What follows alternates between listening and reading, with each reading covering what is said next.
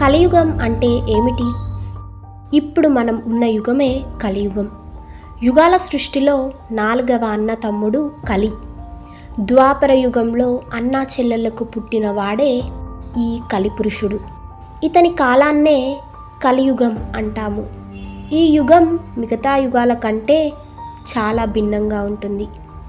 ఈ యుగం అయిపోయాక సృష్టి అంతమైపోయి తిరిగి యుగాలు ప్రారంభమవుతాయి. కలియుగంలో కలిపురుషుడు ప్రభావం వల్ల చాలా దారుణంగా ఉంటుంది.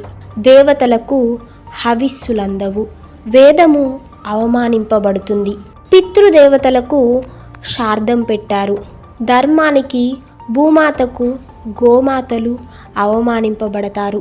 అసత్యం, బంగారం, డబ్బు చాలా ముఖ్యమనుకోవటం.